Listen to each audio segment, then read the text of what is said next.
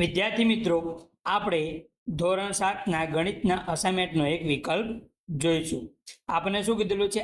8/1/2 બરાબર ખાલી જગ્યા. 8 ને આપણે કેટલા વડે ભાગવાના? 1/2 વડે. તો શું કરવાનું વિદ્યાર્થી મિત્રો? આ જે ભાગાકારની નિશાની રહી એ શેમાં ફેરવી દેવાની? ગુણાકારમાં ફેરવી દેવાની. તો આ જે પાછળની જે સંખ્યા આપી એનું શું થઈ જાય? વ્યસ્ત થઈ જાય.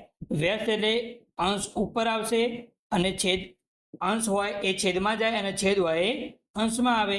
તો 2 છેદમાં હતા એ ઉપર આવશે અને 1 નીચે જશે. આ રીતે. તો વિદ્યાર્થી મિત્રો, હવે 8 ને કેટલા વડે ગુણવાના? 2 વડે. તો 8 દુ 16 અને ભાગાકારમાં 1 લખવાથી કોઈ મતલબ નહીં. તો જવાબ કેટલો આવ્યો? 16 જવાબ આવ્યો. આ બીજો જે વિકલ્પ આપ્યો છે 4/1/2 બરાબર ખાલી જગ્યા. 4 ને આપણે કેટલા વડે ભાગવાના? 1/2 વડે. તો આનો જવાબ વિદ્યાર્થી મિત્રો તમારે મને કોમેન્ટમાં લખવાનો